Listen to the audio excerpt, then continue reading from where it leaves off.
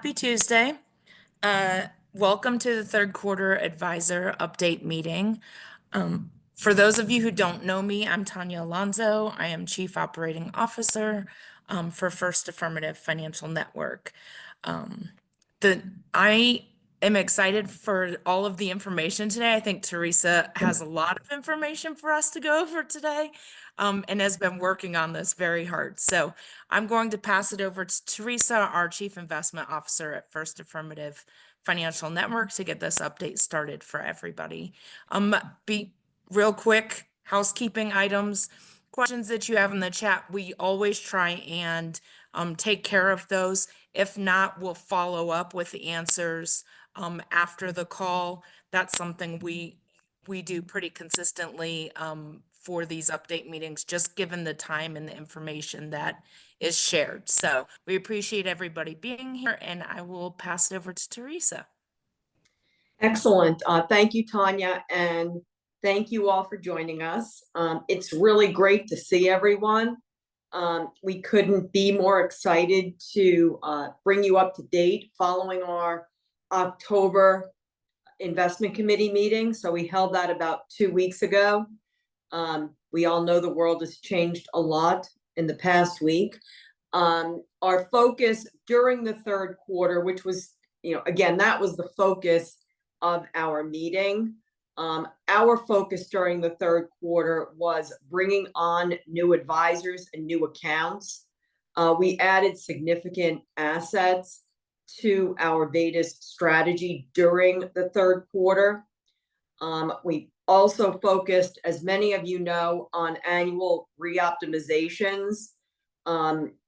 As you know, many of those required extensive reviews of value sets and moves from the Northfield optimizer to the YourStake optimizer. So there were a lot of moving pieces there. That will not be the case every year. This was a thorough review of all the value sets and the move for many of these accounts from the Northfield optimization to the YourStake optimization. We also pulled together marketing materials on VADIS and within the firm to ensure the fall outreach and conference seasons yielded new advisors and more new assets. We also worked with the YourStake team to continue to enhance the VADIS workflow to provide all of you with better, faster, and more integrated experience as you walk through that workflow. During today's meetings, we're going to review all of those things in addition to covering our standard investment committee topics. So Rich, if you could share your screen, and you'll notice that I am not sharing my screen. I'm actually on an iPad right now. That's the video interface. So if you see my camera doing weird things, it's because that's what my iPad does that my I don't know, my computer doesn't do. But anyway, Rich is sharing his screen, and we've already coordinated how we'll move forward. So Rich, if you could just move to the next slide, that would be great.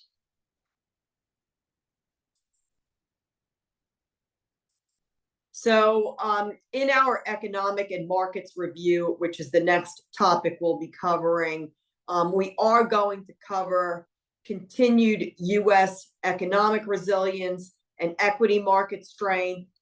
We're going to cover the beginning of the end of the hyper concentration in equity markets, and we're going to cover the third quarter rebound in sustainable strategies. We're also going to review the performance and positioning of our managed mutual fund, multi-manager, and VADIS strategies relative to their benchmarks and discuss compliance. Kathy will cover compliance, and Caitlin will cover proxy voting and advocacy. So Rich, next slide. So I'm going to begin this meeting the way I've begun every advisor update since I joined First Affirmative. At First Affirmative, our objective is singular. We produce and deliver values-aligned solutions to enable our clients to achieve their financial and impact goals. Next slide, please. I have to remember that when I say that, I go to the next slide too.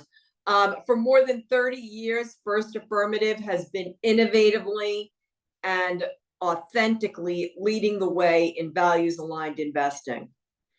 To us, authentic values-aligned investing refers to a true commitment to incorporating client values into investment solutions to make the world a better place. We made this commitment more than 30 years ago, and all of us remain convinced that investors must take responsibility for the impact their money has in the world.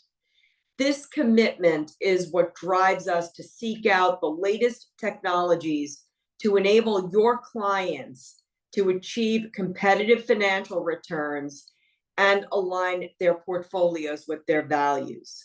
Next slide, please. So now we'll move on to our economic and markets review and outlook. Next slide. This chart shows the performance of the S&P 500 over the past 28 years. As you can see, there have been some ups and downs, but mainly there have been a lot of ups, including the past couple of years. The S&P 500 increased 22% in the 9 months ended September 30th. By the third quarter end, the S&P had reached another all-time high, exceeding the January 2022 peak by 20% and the March 2020 COVID low by 158%. So clearly trading around those things probably wasn't the best idea given the short, sharp decline we saw and then the massive rebound after that. The US economy and corporate earnings have also been resilient as inflation stabilized at a lower level, at least for now, and I will keep qualifying that, and the Fed decisively pivoted toward lower interest rates. The election outcome could lead to further equity market gains. We've already seen significant gains over the past week, and it looks like there is some momentum that remains in the market. Next slide, please. This chart shows the performance of the United States relative to the rest of the world. And I thought it was particularly interesting because it shows just how much the United States has outperformed the rest of the world, not only over the past 9 months. So in the year to date through September 30th, the US was up 26%. 26% according to this chart, and the S&P 500 was up 22%. I know that, but here it's saying 26.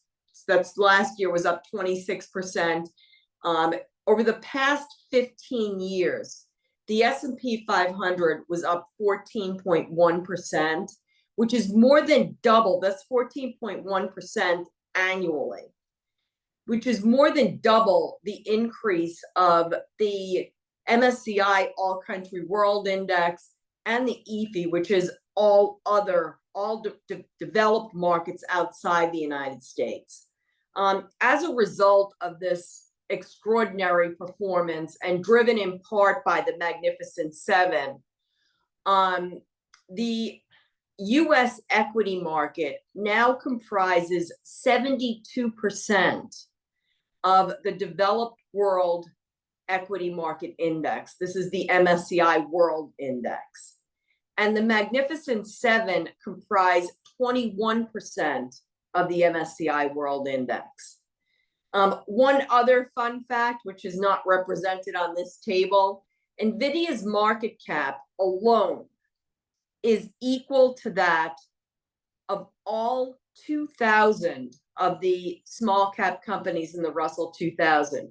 Now that's changed over the past few weeks since the end of the third quarter, but I think it's extraordinary to think that, you know, 7 companies comprise 21% of the MSCI World Index, and NVIDIA is bigger than all 2,000 of the companies in the small cap index.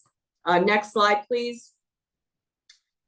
So despite the cooling performance in the third quarter, the Magnificent Seven, the mega cap tech stocks, accounted for 45% of market returns year to date through the end of the third quarter.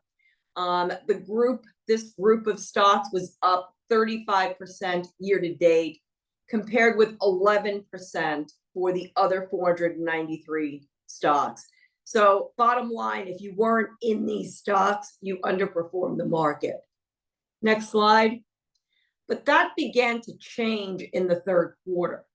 So the dominance of the Magnificent Seven began to fade, and we believe that this could be the beginning of the end of this period of hypermarket concentration. Of market hyper concentration.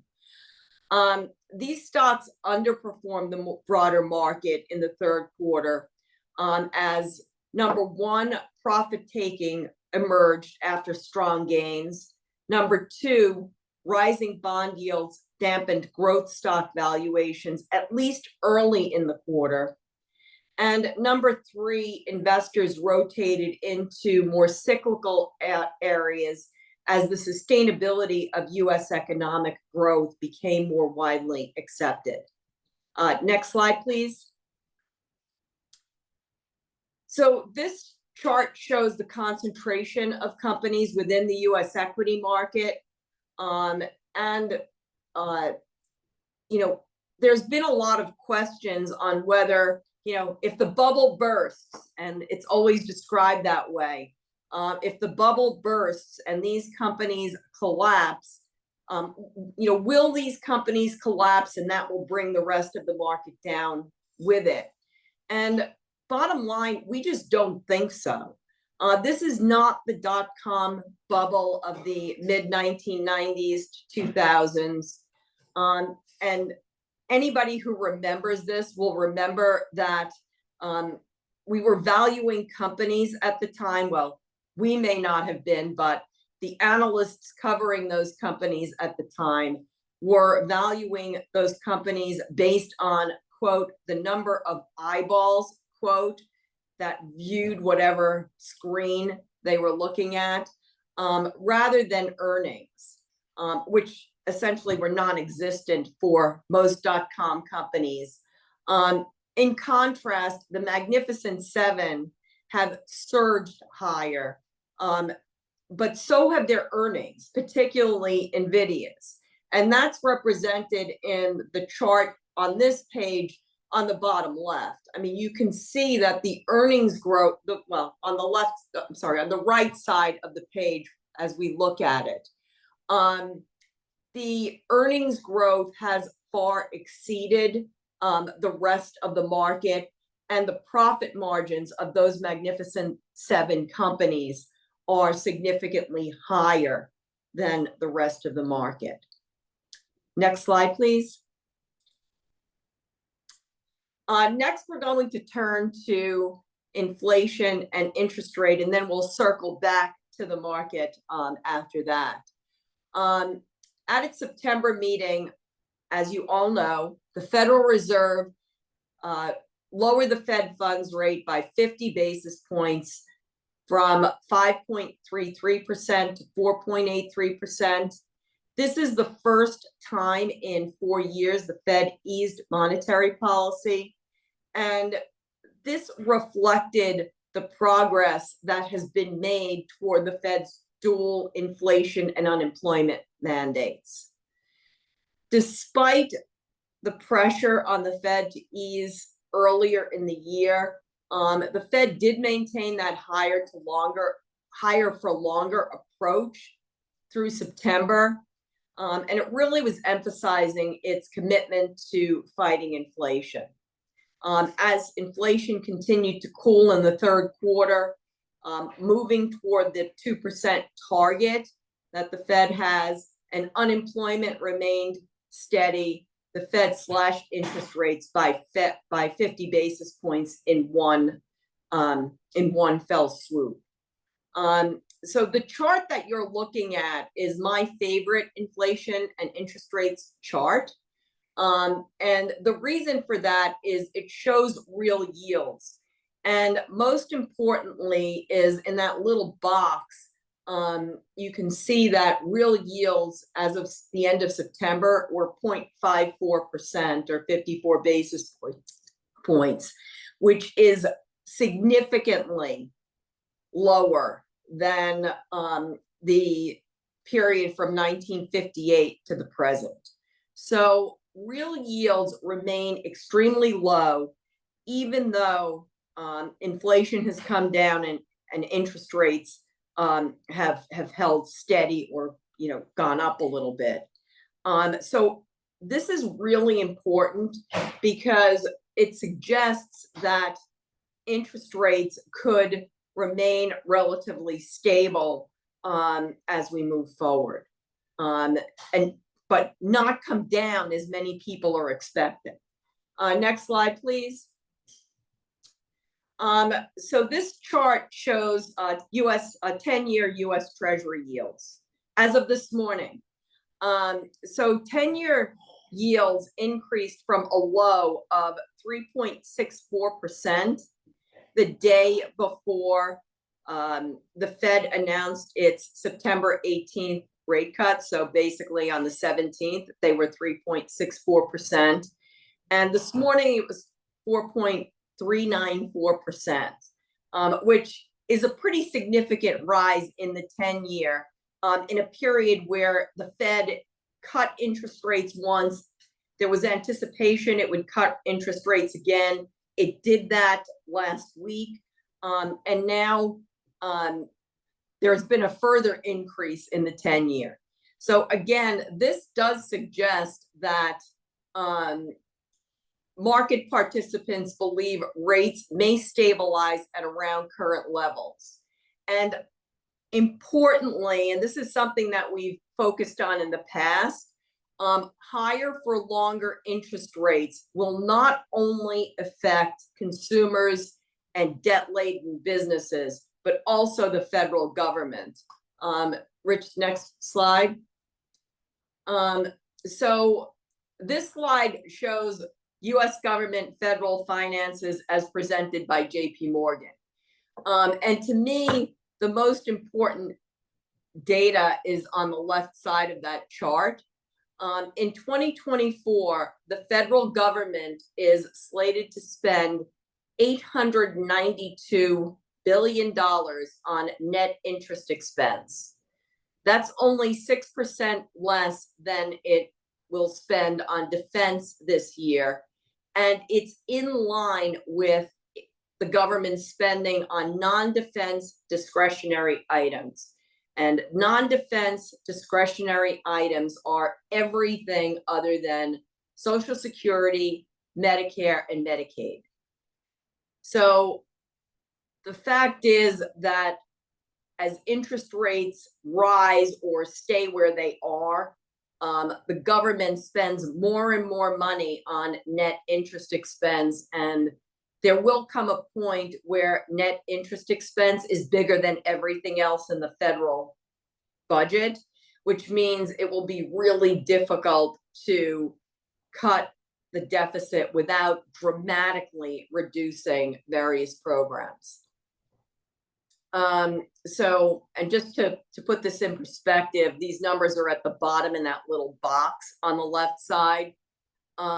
The Congressional Budget Office is targeting 3.2% inflation this year, and believe it will decline to 2.2% by 2027, 28, and hold steady after that. According to the CBO, interest rates will follow a similar trajectory.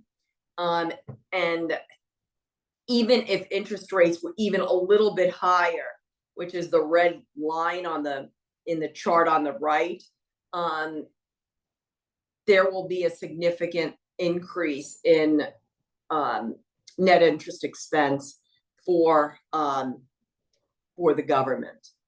So again, this is one of my favorite pages from this report as well.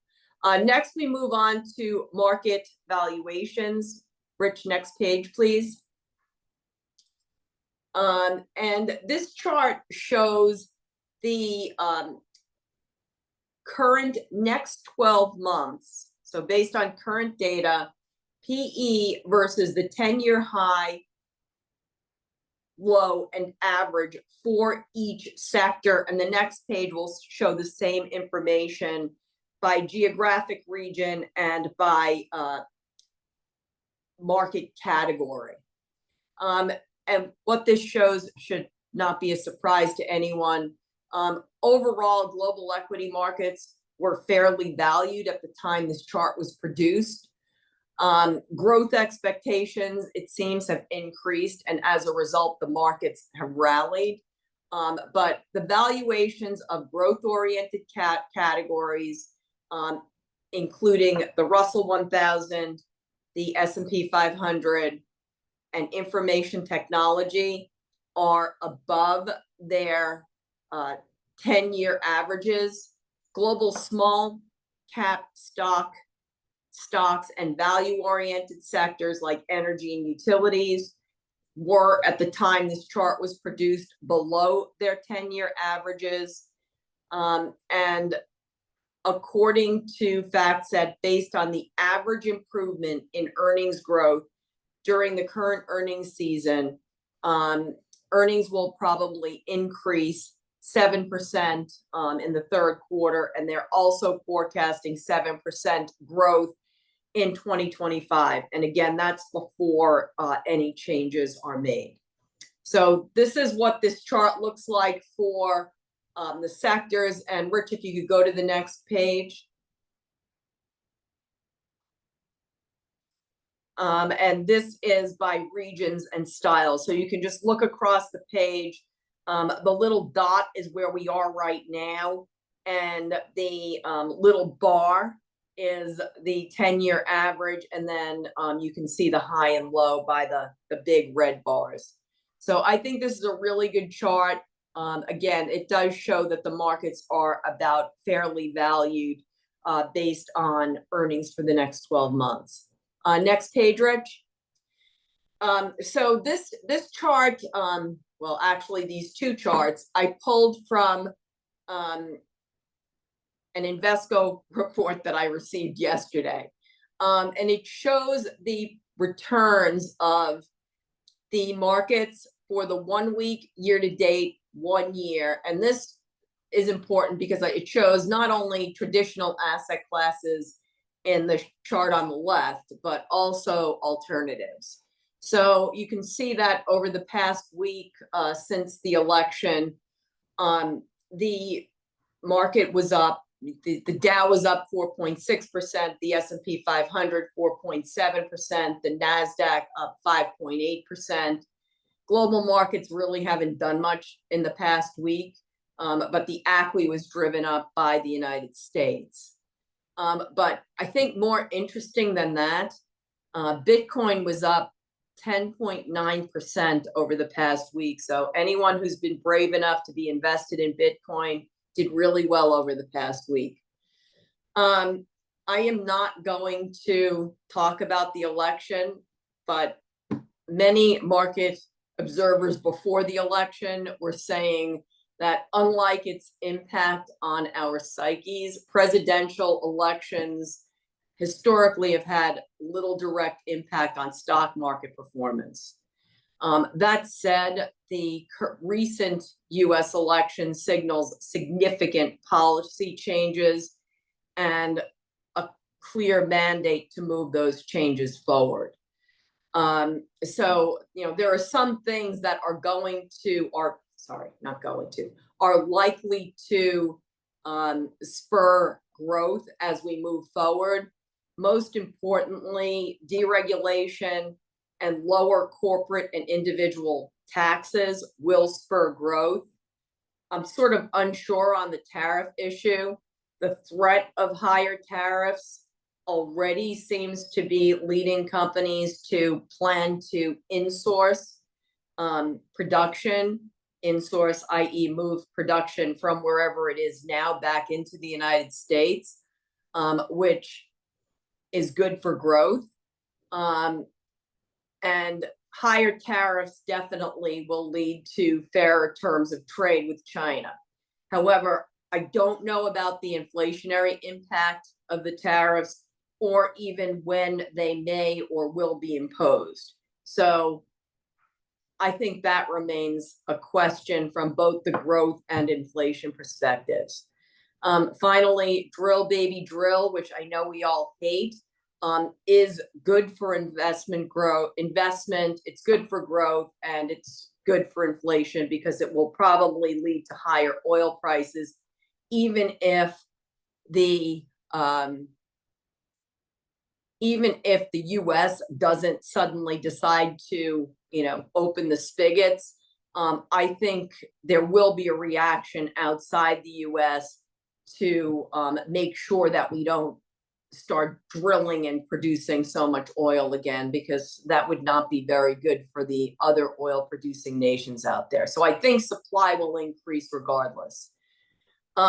Finally, the repeal of the Green New Deal and related programs will be negative for renewable energy companies. It will be negative for electric vehicle companies.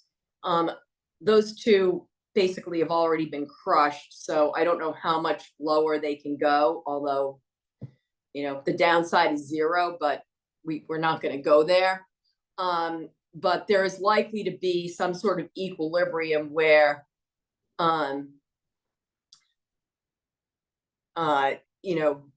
where subsidies are no longer needed for renewable energy. And yes, somebody just wrote in the chat, and I couldn't see who it was because it just pops on my screen and goes away. Yes, electric vehicles have been crushed, except Tesla, which in my opinion is more of a technology company than an electric vehicle company. But anyway, bottom line for me, although we may viscerally hate the outcome of the election, it could be a significant positive for financial markets going forward. So if you have questions on that, George will be happy to answer them. So Rich, if you could move to the next slide, we'll move on to a discussion of sustainability themed investments over the past 9 months, and then for the third quarter. So over the past 9 months, and in fact, all of last year, the very narrow tenor of the market resulted in significant underperformance of selected sustainability themed strategies.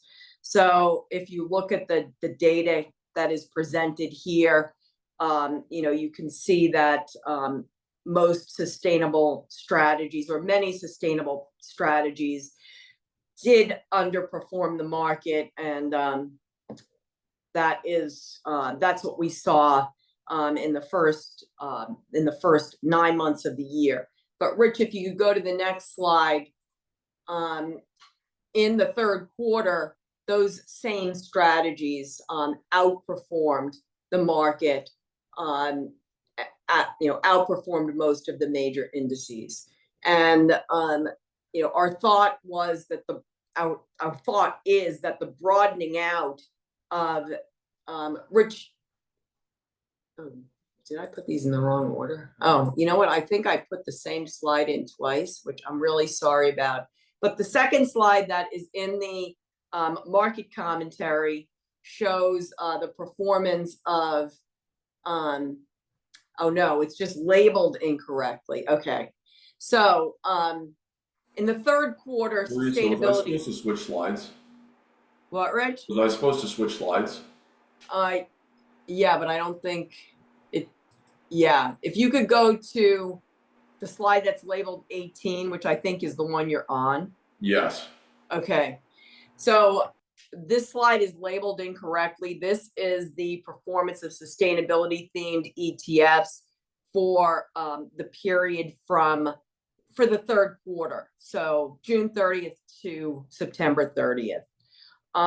And they did outperform in the third quarter. And what you'll see when we talk about first affirmative strategies is that the same is true of our strategies. And Rich, if you could go to the next slide. So this slide we pulled from the Morgan Stanley Institute for Sustainable Investing report. We included this in the investment committee pack, which we will send out to all of you after this meeting. The report analyzes the performance and flows of the very broad Morningstar Global Fund universe and the 8,000 sustainable funds in the global universe from January through June of this year. According to Morgan Stanley, the sustainable funds essentially performed in line with traditional funds over that period. And again, this includes both US and non-US funds. In the US, there was some underperformance for the 9 months, but more important than that, the report looks at sustainable fund assets under management, and assets under management reached a new high of 3.5 trillion as of June 30th, which is up 3.9% from year-end 2023. It represented 7% of total AUM, which is down from 7.2% at the end of 2023. And again, this is global information as opposed to only US. But the report is really good and it's included in the investment committee pack, so you can all take a look at that. And the next slide is the KLD index. I always include this. Oh, sorry, Rich. Next slide, please. The next slide is the KLD index, which is performed about in line with the market year to date and over the very long term. So, you know, it does show that you can be invested in sustainable strategies and perform in line with the market over the long term. And with that, we are going to move on to next slide, please, Rich. Investment performance and process. And I'm sure you've all been asking lots of questions in the chat, which I can't see. So I'll take a look at them all afterwards and see if I can answer any of them. We've been taking care of them, Teresa. So oh, excellent. Yeah. Thank you, George. You bet. Because I see things pop up and then they just disappear off the face of the earth, so I can't even read them. So anyway, next section is investment performance and process. And Rich, if you could go to the next slide. I'll start with this slide and the next one. It shows the 7 risk levels that are incorporated into our managed mutual fund, multi-manager, and VADIS strategies. On this chart, we just depict the long-term risk and return targets for each strategy. Again, this is long-term. It's just meant to be sort of a graphic as opposed to any forecast of what you can expect in the next 12 months. Rich, next slide, please. On this chart, we show, and all of you should keep this chart handy because I get asked this question a lot. But this chart shows the model name, the equity range for that model, the 2 asset class benchmark, and just a brief description of that model. And this information, I think, is really helpful to keep it at your fingertips. I keep it on my desktop so I can refer to it pretty often. But I think this is a good chart for everyone to have. On the next chart, Rich, this chart shows the risk, the sort of the numbers that the Orion Risk Intelligence Questionnaire points to. So that risk score, it is aligned with one of our risk levels and the related benchmark. So these are the numbers that you see if you hover over the Orion Risk Intelligence box in the VADIS workflow.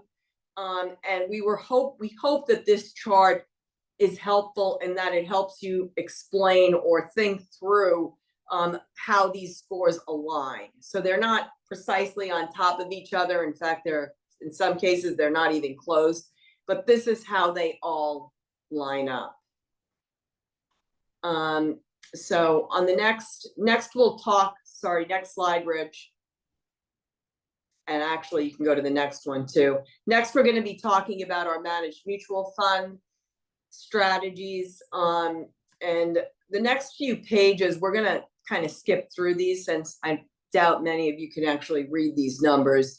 But like many values aligned strategies, after a difficult 2023, our managed mutual fund strategies, 2023 and beginning of 2024, so the first half, our managed mutual fund strategies did outperform their benchmarks in the third quarter. And, you know, we believe that there's more of that to come. A significant portion of that underperformance is related to portfolio positioning.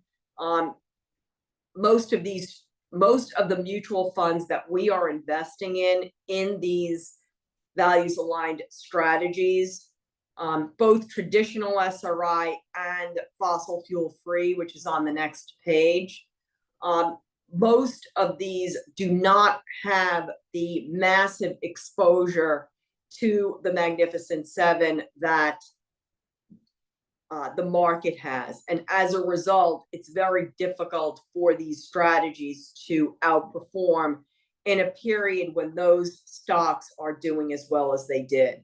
So this market concentration has resulted in underperformance for sustainable strategies, including our managed mutual fund strategies, over 2023 and into the first half of this year. So Rich, you can actually skip through. Next is the performance of our fossil fuel free strategies. And then the next one shows the benchmarks. So this is the managed mutual fund indexes and the blended benchmarks. So you have all that information there. It's also been posted to TI, so you may already have seen this. It's also in all of your clients' reports. So it's in a lot of different places, but we wanted to present it here as well. And Rich, on the next page, you can see the performance of our OPS strategies, Orion Portfolio Solutions, which are essentially in line with our mutual fund models as expected. This is by design that the performance is very, very close. If you go to the next slide, we move on to our our multi-manager models. Next slide, Rich. And you can look at all of the data on our multi-manager folios, so the folios that go into those multi-manager strategies in a couple of different places. Again, we will be distributing the investment committee pack, which is where you can find all that data and it is all posted to TI as well, and also the OneDrive that you can all access. So we're trying to get the information to you in as many different places as possible.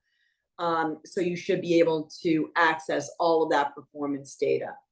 So take a look at the performance data. It is mixed. It reflects the divergent performance of individual managers during what's been a really difficult period for active managers.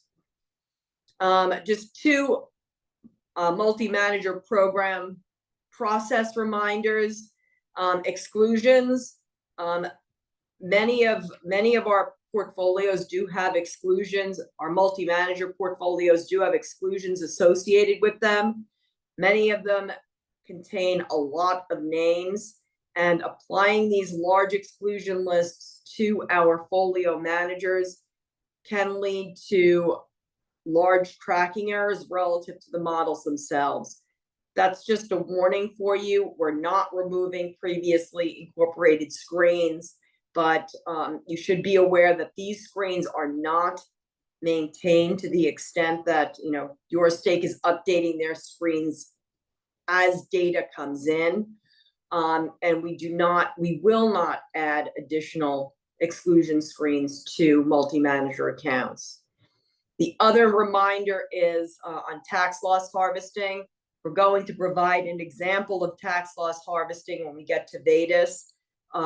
But here in the multi-manager strategies, we are reviewing the impact of tax loss harvesting and capital gains constraints on model alignment with our strategies.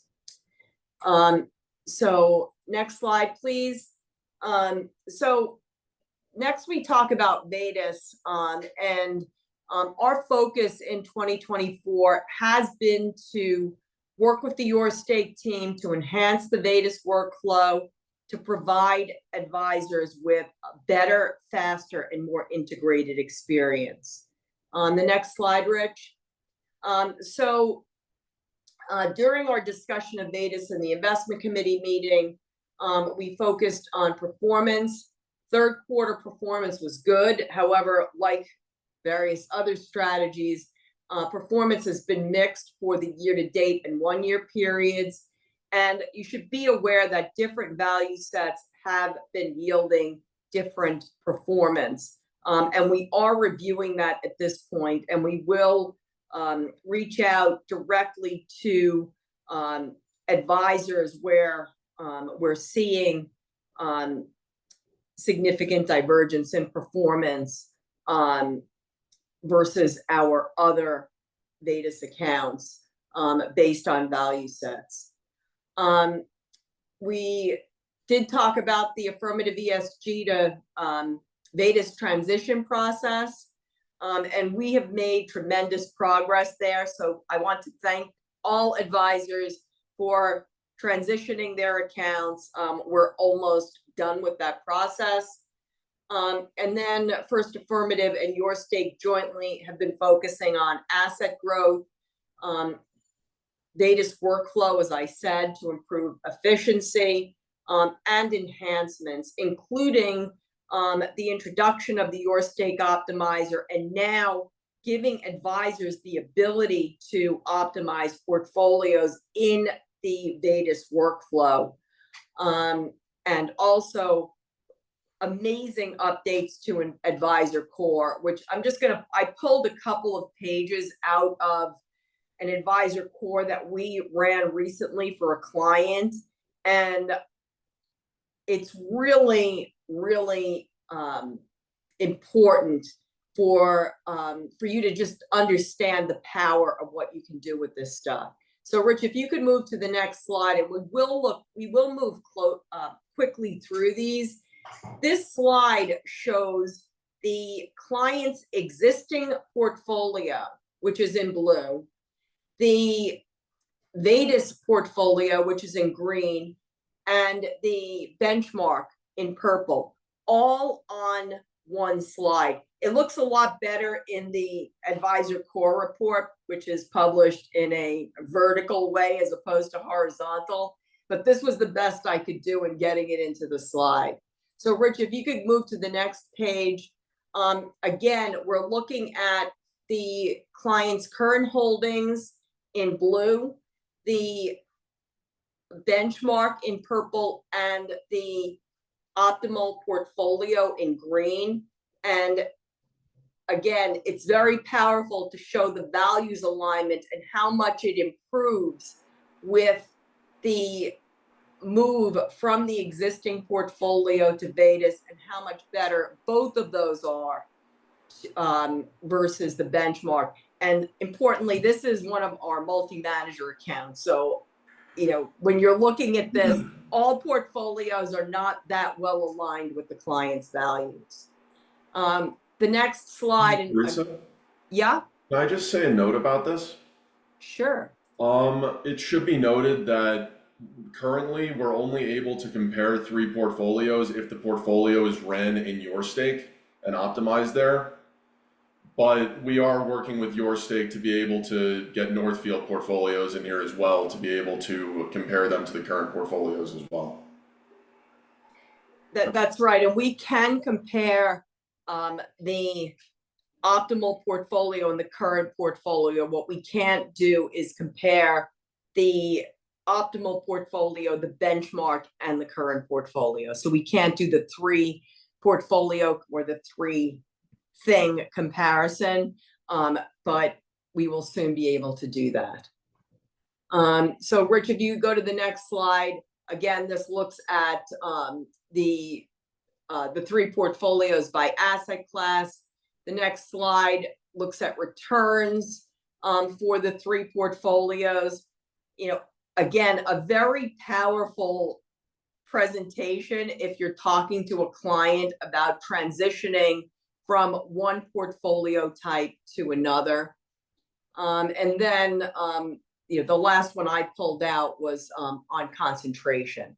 So I think this is a really good report. It's one that's very easy to run.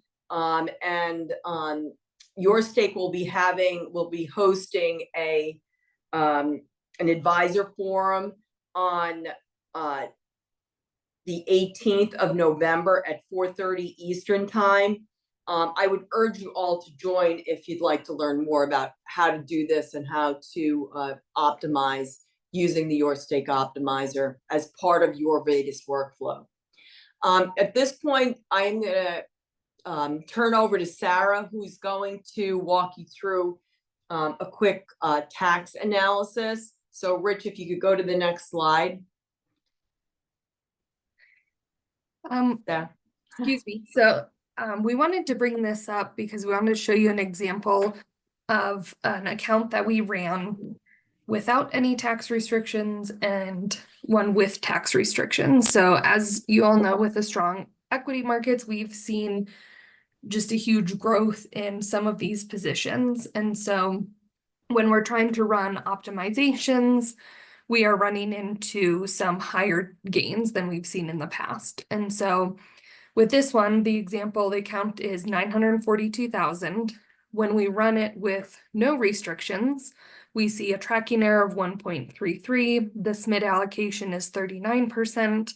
The capital gains, the capital gains are 55,000, which leads to an estimated tax bill of about 11,000. And then on the right, we decided to run it with about half the gains. So this is a gain restriction of 22,500. We see the tracking error increase to 3.3. The SMID allocation increased to 51%. The capital gains came out about 23,000. That's due to the fact that the client did have a slight loss already. So that accounts for that. And then, which means the gains would be about 4,000, or the taxes would be about 4,600. And so the biggest reason we wanted to bring this up is just kind of a reminder, we are going to see these larger taxes due to the gains in the market that we're seeing right now. And so with this, depending on the change in values, the change in the preference lists from YourStake, you will likely see those higher gains. And so if we are going to have a gain restriction for the client, we are then going to see the higher tracking error, we are going to see the higher SMID allocation. And so it's important to sit down and look at this with your client and decide kind of what's more important. Do we have that gain restriction and have the higher tracking error and SMID allocation, or do we have some wiggle room in the capital gains where we can bring that tracking error and SMID allocation down? Back to you, Teresa. Thanks, Sarah. And, you know, we're more than happy to talk to any of you about this. You know, our feeling is that as we constrain these we constrain the optimizer to restrict capital gains, you should be looking at the portfolio that is delivered to you as a step toward an optimal portfolio, particularly if this is a new optimization. And that is a step toward the optimal portfolio from both the financial and values perspectives. Because in addition to higher tracking errors and higher small and mid cap allocations, we have seen some negative YourStake metrics as we've been optimizing with these tax constraints in place. So Rich, if you could go to the next slide. I want to, this is the last one that I will be talking about, then Rich will talk about the book of VADIS and the difficult metrics. But before I turn to Rich, I think it's really important for everyone to understand that if you are in the VADIS workflow and you have a red or yellow metric meter, you will get a warning. And if the metric meter is red, you and your client will be required to sign an addendum to the IPS acknowledging that the metric meter is red and that it may lead to performance that is different from your benchmark because you are restricting the investment universe to a large extent. And with that, I will turn over to Rich, who will talk about the book of VADIS and difficult metrics. Okay, hi everyone. So the book of VADIS is a spreadsheet that assesses the VADIS universe from the perspectives of each YourStake values metric. So let me just bring it up and I'll talk about it in the actual spreadsheet. So this spreadsheet goes over all the different metrics that can possibly be chosen in VADIS. And it allows you to view how each metric affects the total value of the universe by the AUM of the companies that are removed. Now, this spreadsheet shows all of the metrics. There is also a difficult metrics spreadsheet, which is where I'll be doing an example. Each one of these metrics on the difficult metrics spreadsheet removes over 10% of the universe by itself, which can easily lead to, this difficulty is caused for a variety of reasons, all of which are discussed in the detailed explanation spreadsheet of this workbook. And while VADIS does not disallow these categories, it is First Affirmative's duty to inform an advisor when a category will have a negative effect on a portfolio structure, thereby hindering financial performance. So just for an example, let's look at animal exploitation, and I'll show you guys how to use this spreadsheet for yourselves. You go to the filter on animal exploitation if that's what you want to look at. Then you remove the negative, then you uncheck the negative ones. And what that will do is it will remove everything that's flagged in that category from the universe. When that's done, that will change these numbers over here, and it shows that 29% of the value of the universe is removed by this one company stream, which is pretty ridiculous. Like if you remove 29% of the universe, it will greatly affect the ultimate portfolio. You can also look at what's removed by the company screen by unchecking blanks, and that will allow you to see all the companies that are removed by this one screen set, or by this one screen. And it's a pretty huge number. Just as a follow-up example, I will do digital rights freedom of expression score, because that's often chosen by clients, just to show why we have this as a difficult metric. This one alone removes 10% of the universe. Like I said, each one of these removes at least 10%. And that's a huge amount of the value of the universe. That's $7.2 trillion. It's most large cap tech companies, which we can easily see by looking at what's removed by this metric. So this is a very powerful worksheet. It can help you illustrate to your clients what each of these values will do to the universe before they're chosen. And it should be mentioned as well that each of these values will make the metric meter jump quite a bit towards the red. So we will be sending out this spreadsheet after this meeting, and you guys will all have access to the book of VADIS version 4 for advisors. Rich, there was a question from Andrea. Can you define what the universe is, please? Yes, the universe is the investable universe that we select stocks from for your client. So it's a 3,000 stock stock list that, or I guess when we remove all the micro cap, it's about 2,600 stocks. And it is every stock that can possibly be invested in for your client. So that the list includes all of the US companies and international companies that we can possibly invest in.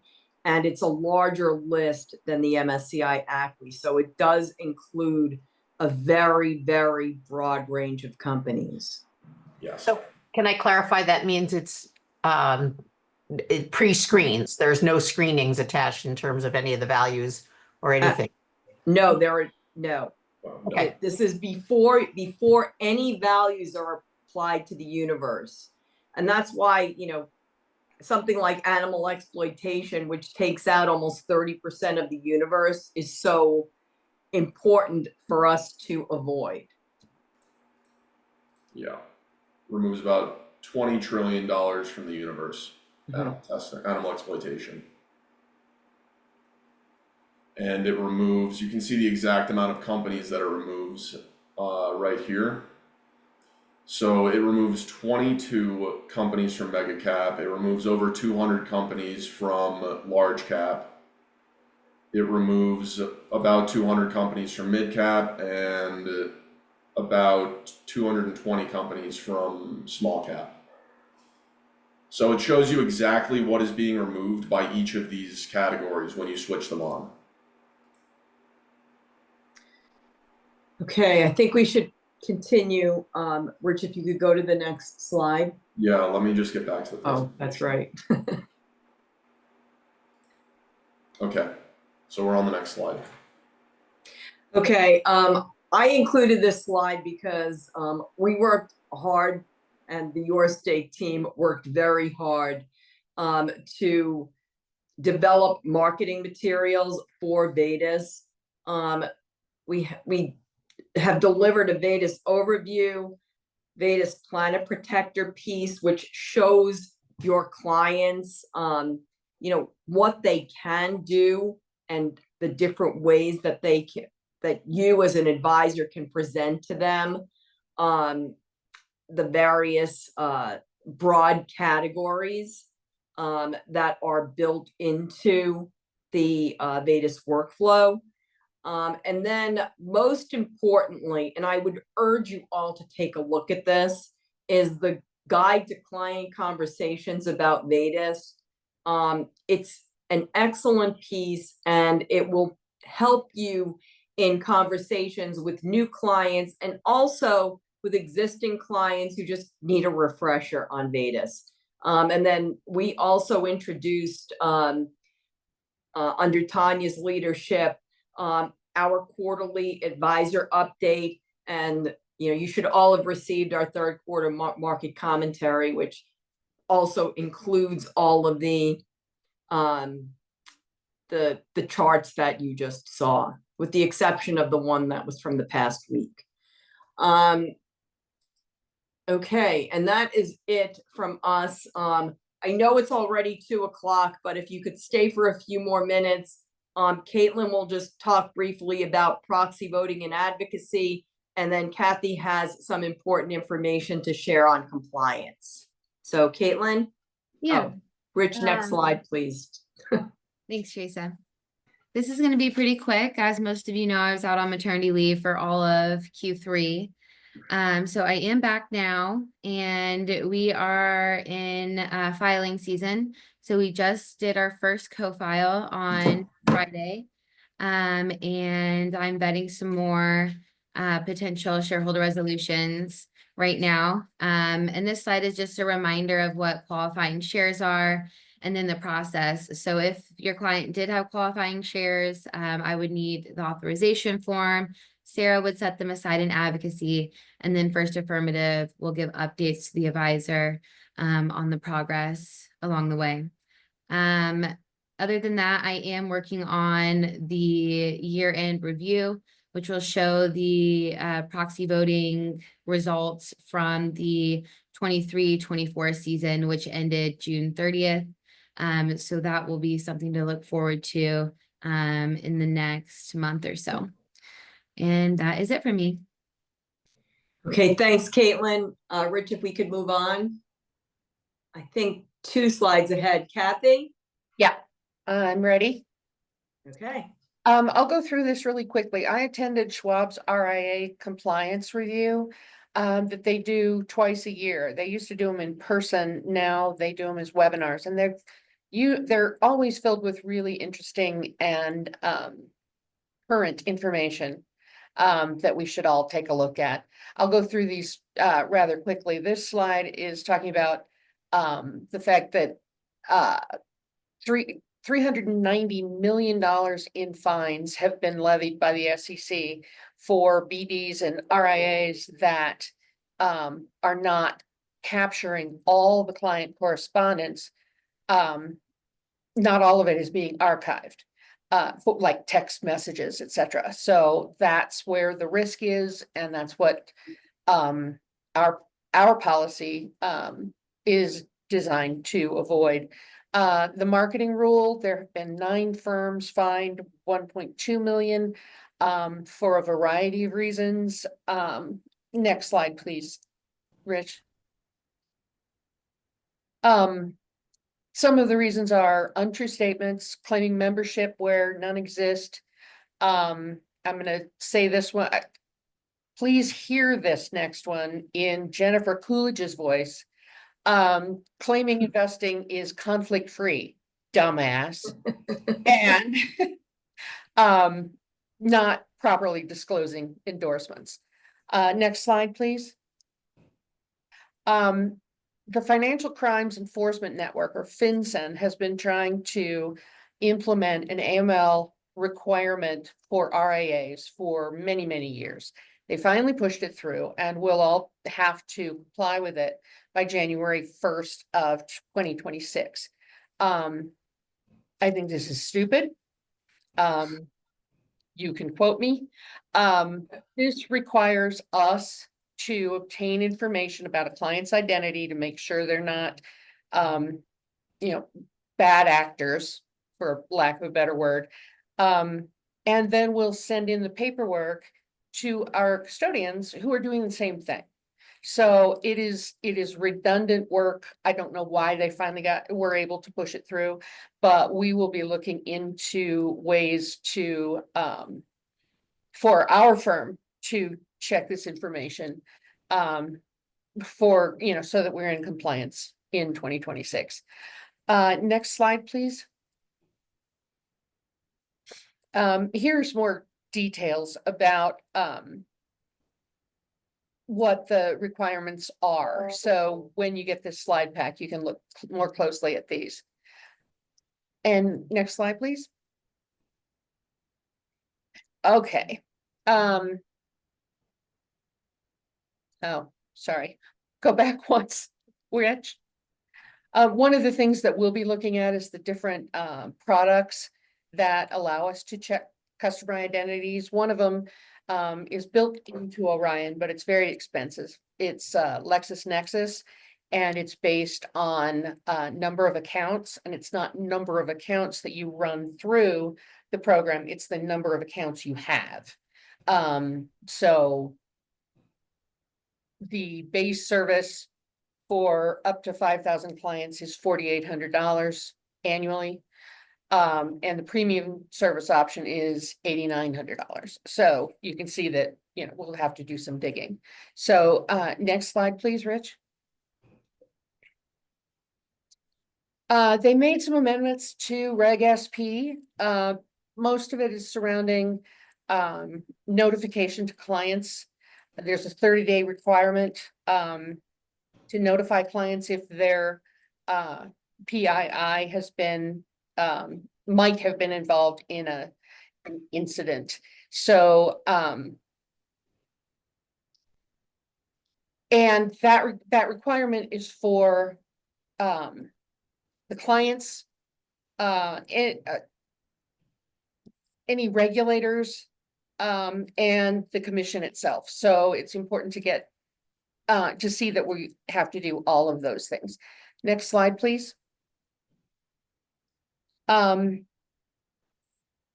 the DOL did it again.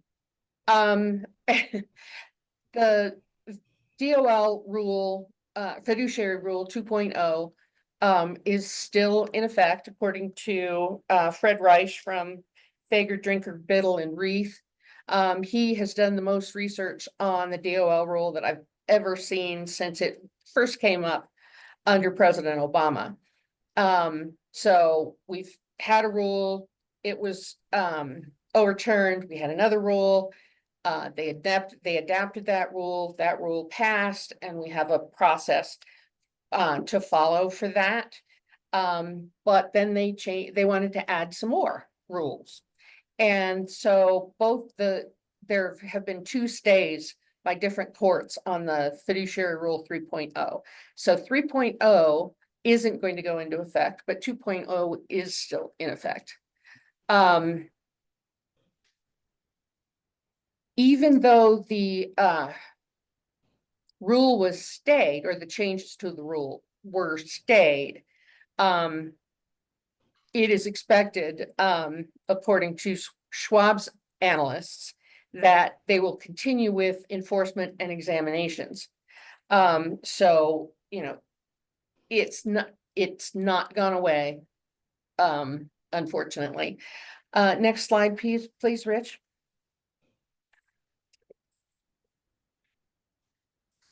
Okay, I'll be really quick here. With litigation, the most important thing that has happened is this one, which is Loper Bright Enterprises versus Raimondo. This sets a precedent for courts to strike down agency rules. So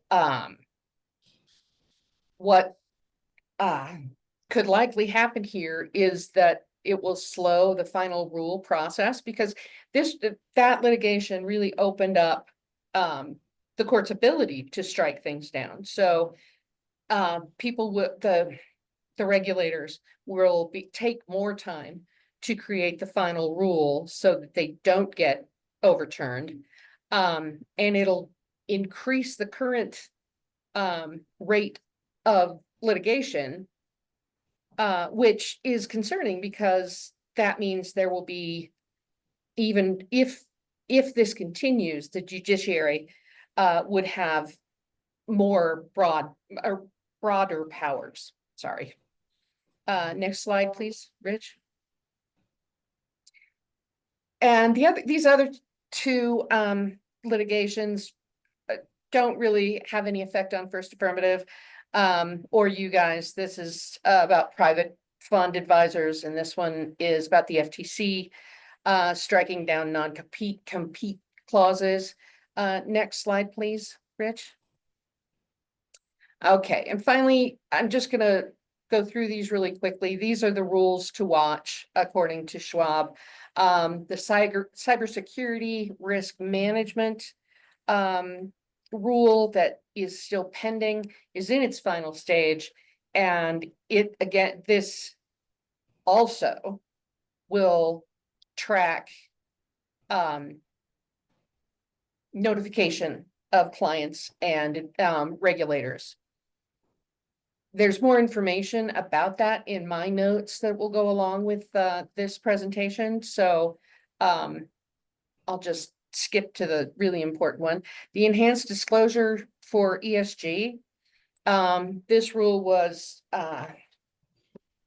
proposed mid last year, and it hasn't, it's in the final rule process, but so we don't really know what's coming.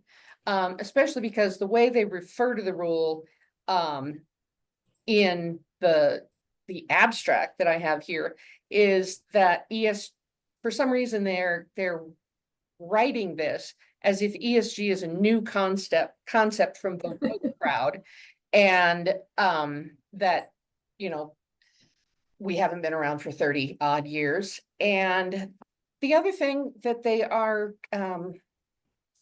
leaning toward is that this is the same with the Missouri rule. Client funds, sorry.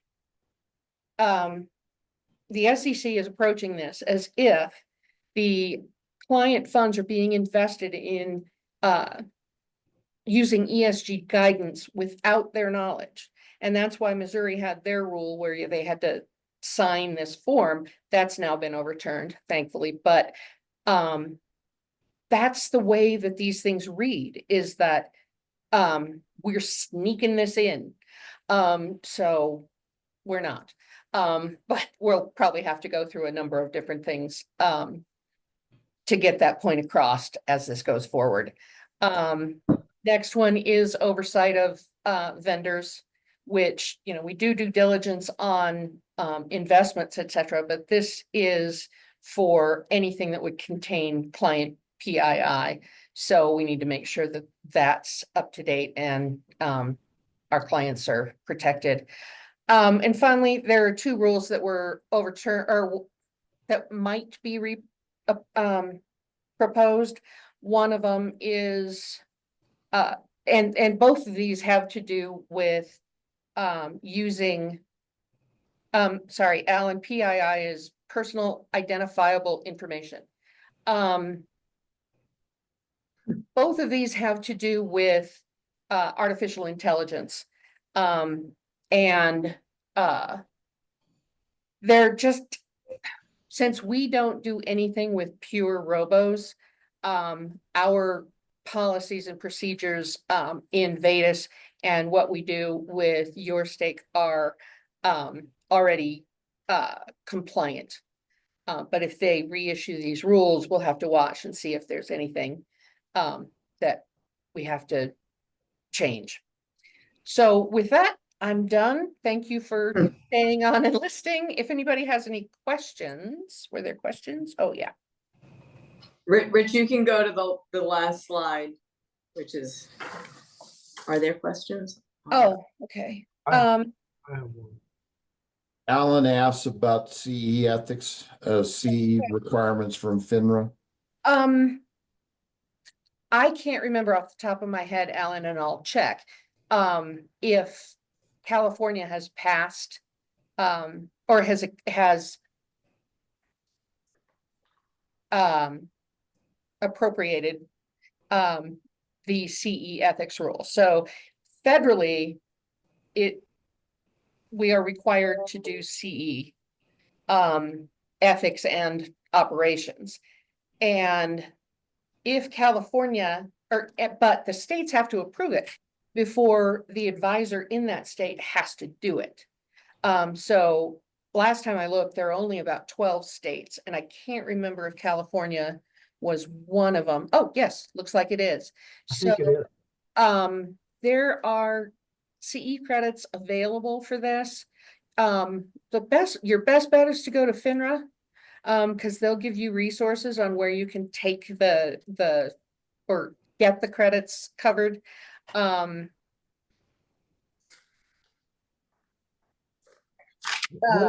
do we have to, do you have to do it by the end of the year? Yes, No. Yeah, okay, yeah, Alright. it's the end of the year and it's annual. thank you. So yay, more CE. Yeah, thanks. Is there anything else? Jim has his hand up. Oh, yes. That's Jim Frazen. Hi, Jim. So I have a sort of a strategic question, and that is about the relationship between YourStake and First Affirmative.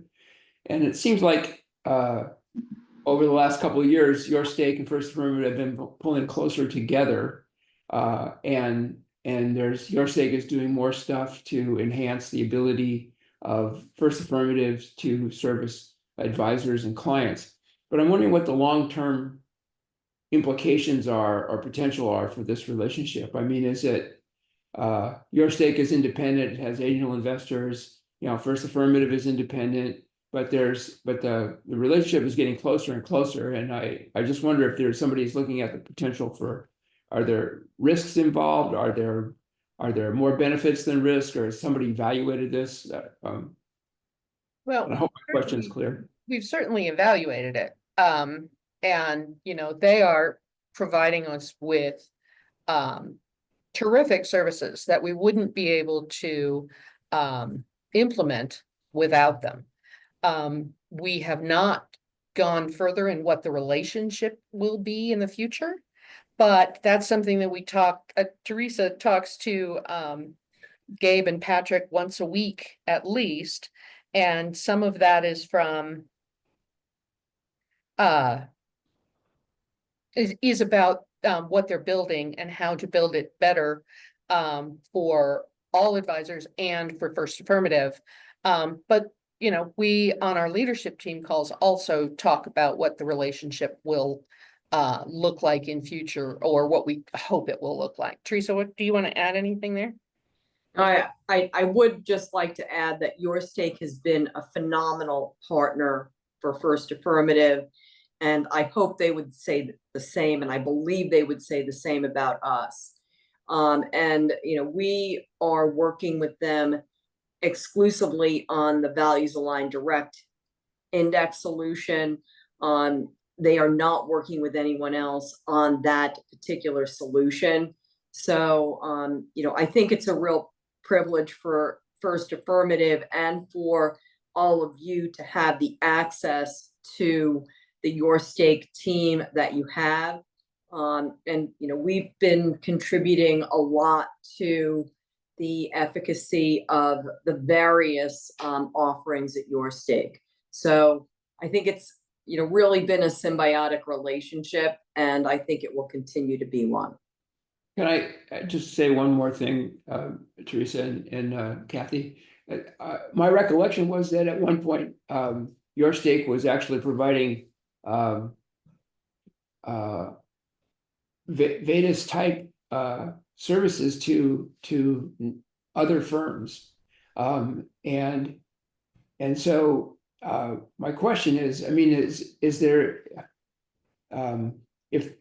what I just heard you say was that that's not the case, or that there's differentiation between what YourStake is doing for First Affirmative versus what it's doing for other companies. But I guess I have the concern that it could be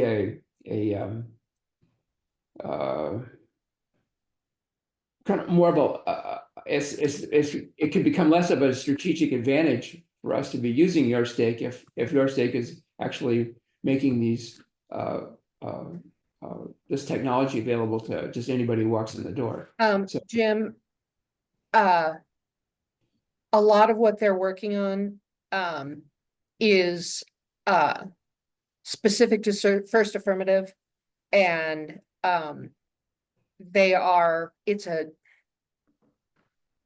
we're kind of in a non-compete situation. Is that right, Teresa? Yes, it is. Okay. Oh, Ken. All right, so, does that answer your question, Jim? We are definitely looking at this relationship and making sure that it is the best for First Affirmative and, what we use it for with our clients, our advisors and our clients, with regard to what, YourStake still does, for other people that sign up for their services are different than the VADIS workflow. There isn't a VADIS workflow for other companies. Is that That's right. That is correct. okay? Does that help?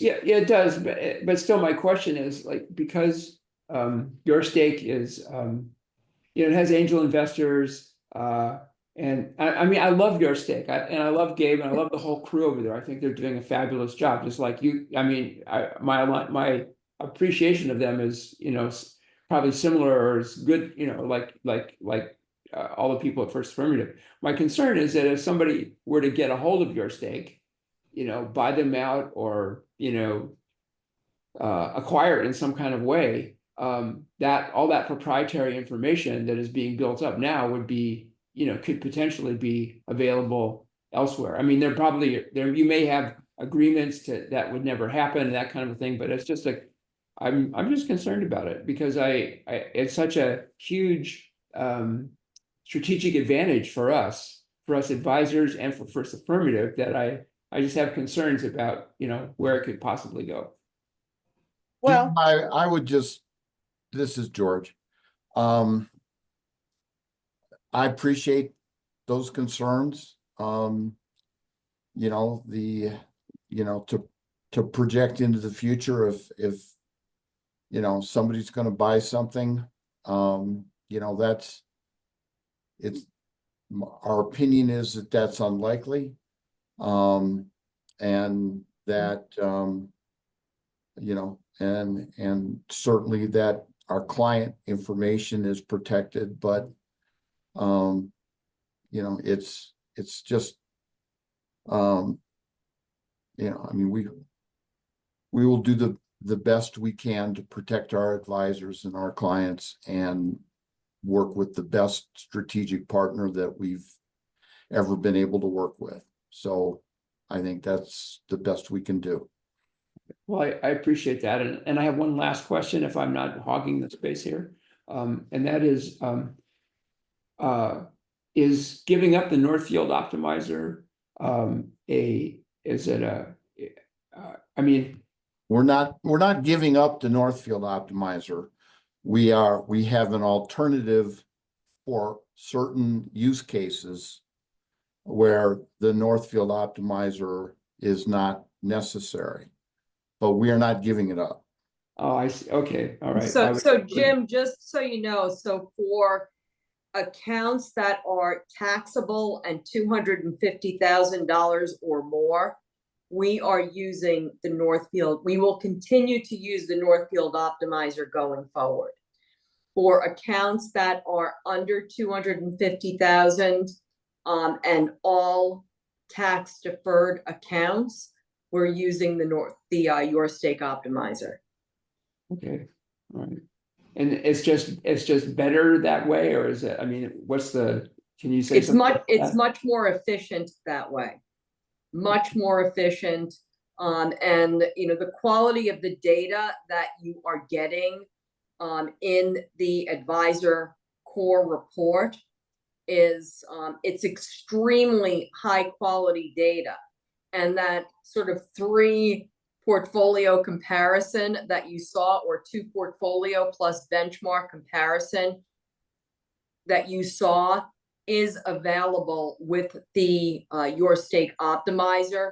And that's something that you will be able to use with your clients as you're going through the workflow going forward. It's, that tool is really, I mean, I can't emphasize enough how powerful it is, although I'm sure Ken could probably emphasize it even more. It's a really powerful tool. I'm sorry to interrupt, Jim. We did a lot of testing, or Teresa's team did a lot of testing when they were building the God. optimizer. And we tested it against the Northfield optimizer. They went through a whole big process before we even considered using it. Mhm. We started running it side by side. We figured out what it was going to be best for, etc. So that we did make the decision using investigative tools. That's what First Affirmative always does. My next question would be like, why not give up the Northfield optimizer? I mean, you're probably paying a huge subscription fee for it. The reason that we're not giving it up is because it allows for more continuous tax optimization. So it allows for the tax management capabilities that direct indexing is known for. So, you know, we really don't have any intention of giving that up at this time, unless we can This is- develop the same thing.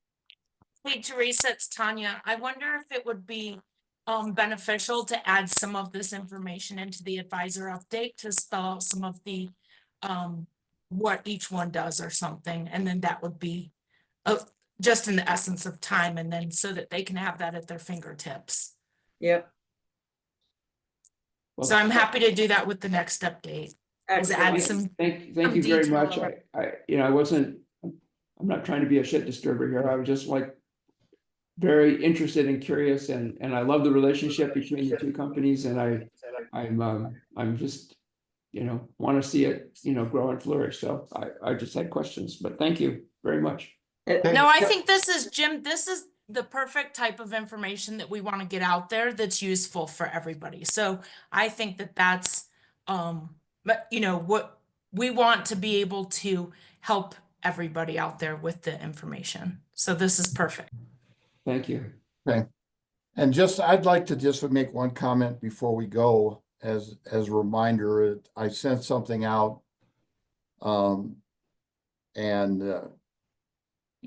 We are still actively involved in developing younger advisors for succession partners. And for some of you that are as old as I am or slightly older, if you haven't begun the process of identifying a succession partner, please reach out to me so that I can discuss with you what the options are and who might be available. So that's my thing. So Bob, are you waving goodbye or you have a question? Well, it's sort of the combination of the two. I'm leaving my office in 2 weeks and retiring at the end of the year. Lev Mandel has been working with First Affirmative, and it's worked out real well for both of us. And I'm really glad that I've been affiliated with First Affirmative and so many of you wonderful folks for so long. So first, I wanted to second what George was saying, is start the process of succession, get it going early, and also just thanks and goodbye to everybody. Well, you're always welcome to come back and visit, Bob. Yeah. But I know that well, just the other side of that, Bob, you've been with us. I'd have to look and see, but it's been a long time, and it's been a pleasure. I went to the 4th SRI in the Rockies, so that will maybe that was my first one in Santa Fe. Okay, so that's close to 30 years. It's been a pleasure, and we, enjoy your being retired, and we really are happy that you were able to find Lev and have something that works well. Yeah, it's been great. Thank you, Bob. I'll miss all of you, but I won't miss all the compliance stuff. Okay, well, Bob, we will miss you. Okay. And yeah, I think with that, we will wrap up today. And thank you all for joining us. Thank you for staying as long as you did. And we will send out all the materials associated with this meeting. So thank you, and Take care, everybody. everybody have a great day. Take care. Bye-bye. Bye. Bye. Blessings. Bye.